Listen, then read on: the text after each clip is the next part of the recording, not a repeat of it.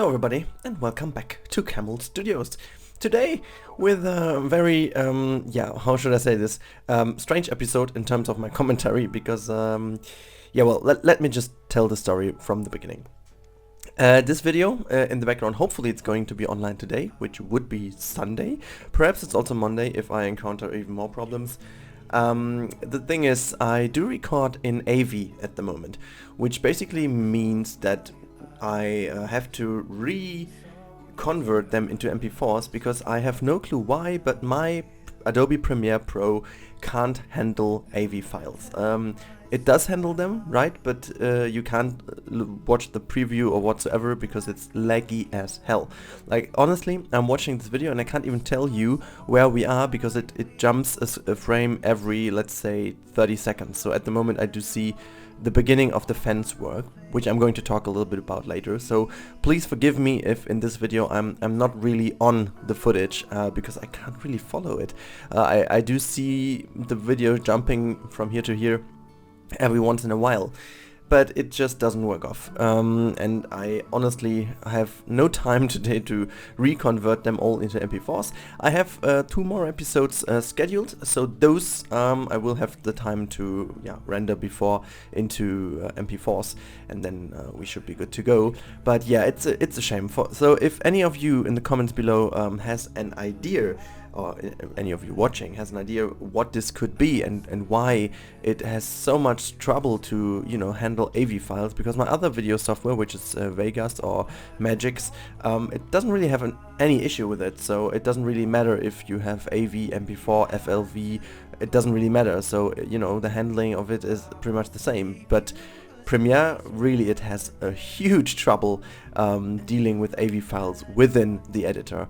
So if I do speed them up, you can't really watch the footage. You can't even watch the footage if it's not sped up, so it's totally weird. But anyways, one thing I also wanted to talk about is my commentary in general. I just rewatched some of my old videos, the later days, and I wanted to see how I did in the past and what I did wrong or what was good or whatsoever, just to make a check what happened the last year. And one thing I really noticed, and this is really funny in a way, is the way I speak English. It's at the beginning there were a lot of comments like my English is so bad and stuff, and well, at the beginning it was like, I don't really care because I try my best and I do it in English because of a good reason. And I just matured in the way that I said, okay, it's my decision whether I do it in English or not, and it's also my thing how I speak English, because it's not my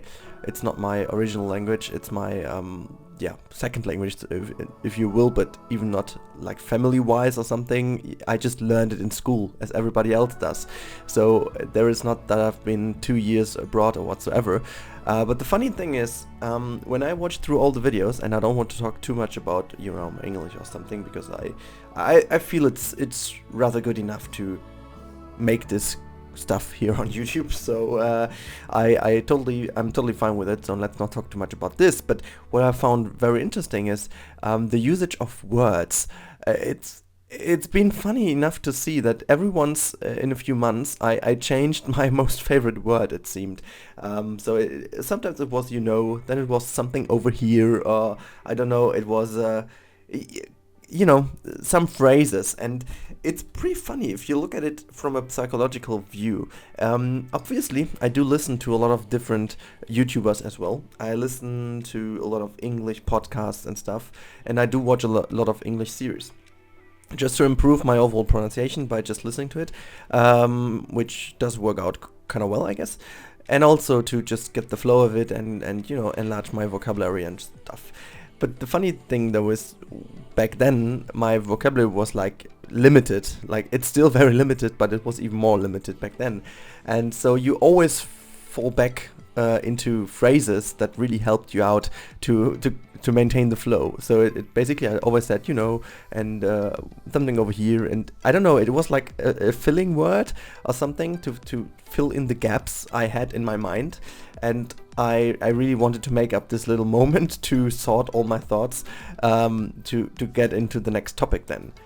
I really think that by the time I got even more comfortable in talking English through the commentaries and also get a little bit more used to do commentaries in general, I definitely have the feeling that it helped that I don't really need to think too much about my language anymore, and I can really think about what I want to say content-wise, which makes the overall language, I guess, a lot better, because you really don't need to think too much about how you will then explain that in this different language, because then you have two streams of thoughts coming together, and it's just very obvious that they will have to clash someday, and then you have something to, and there again we have it, you have to just somehow hide this little mistake you will probably make, and I still will do tons of mistakes in my commentaries. But I guess the level, I just reached a level where I can at least say that I can really explain whatever I want, if it's not deep physics or something, which I couldn't even do in German, so that's not the issue at all. But yeah, I just found this interesting to talk about that, because I felt like, all the comments from back then are vanished, like nobody else. Every month or something there's a comment about my English pronunciation or whatsoever, but I really think that's really a good value, and yeah, it's not pretty much normal, but yeah, I wanted to just talk about oh sorry, that's why I'm losing my voice a little bit at the moment. You know what, I'm just drinking a little bit and I'm not cutting it out. Nah, there you go, I'm just, fuck the police.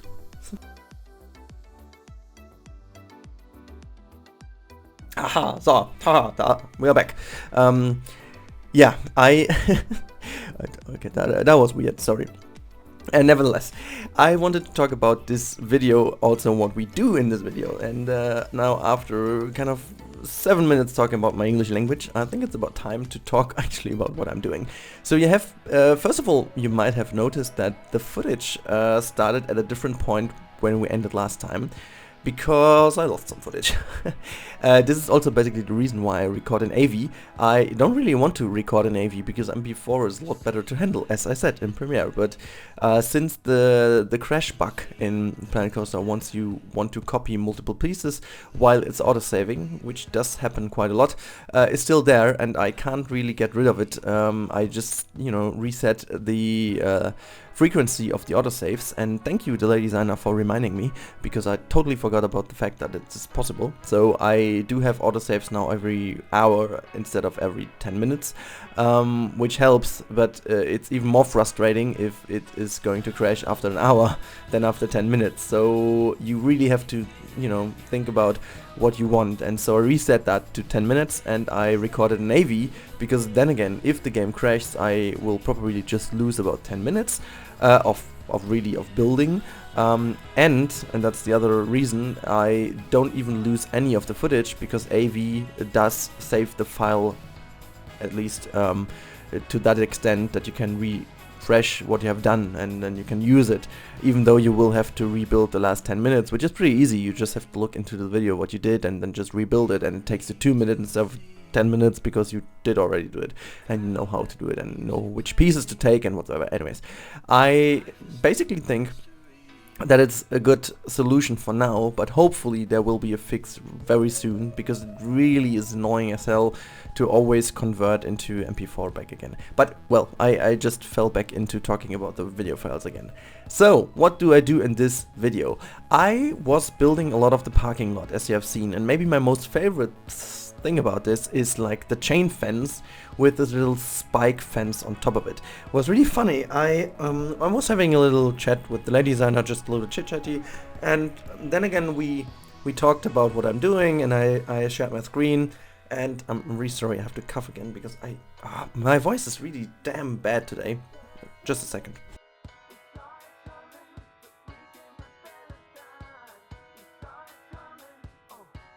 Maybe I do cut it off, I don't really know.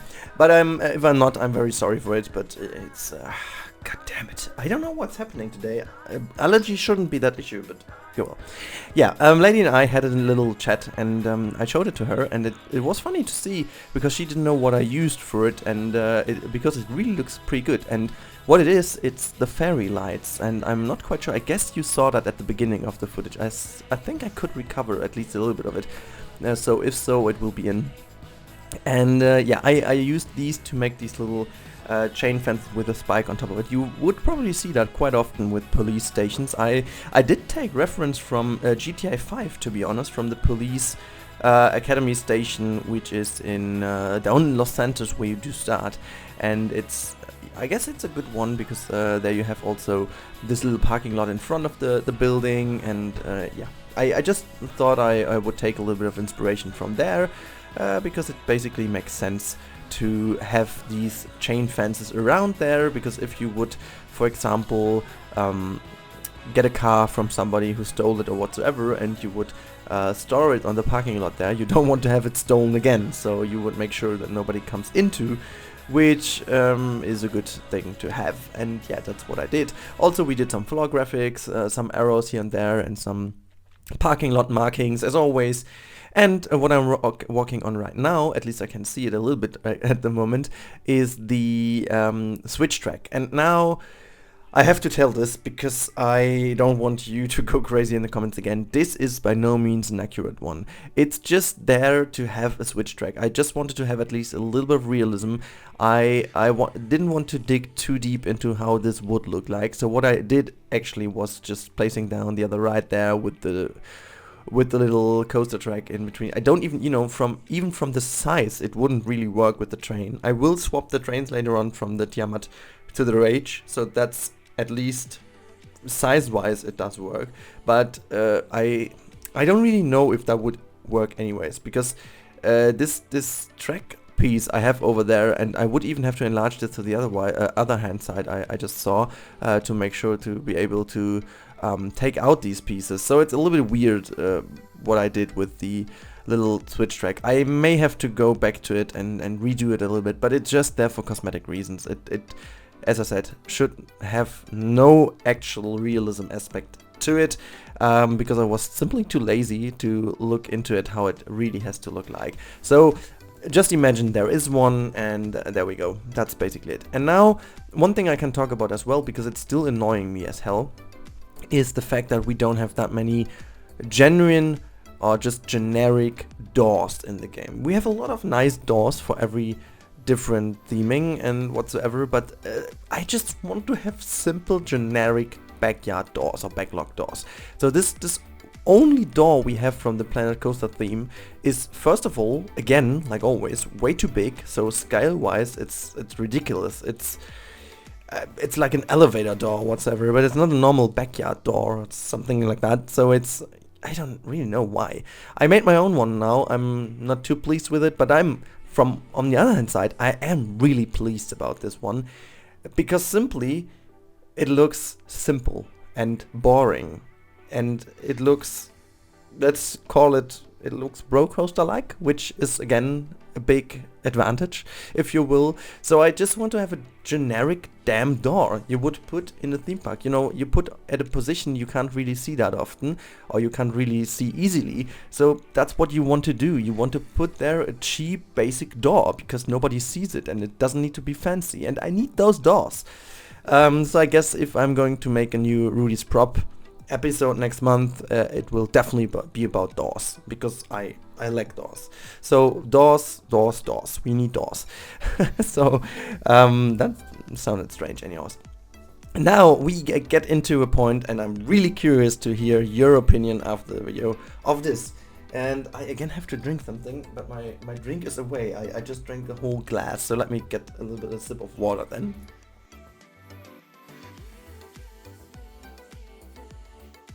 See, that's weird. I can't even record for like 12 minutes now, and my voice is going to be completely way. God damn it.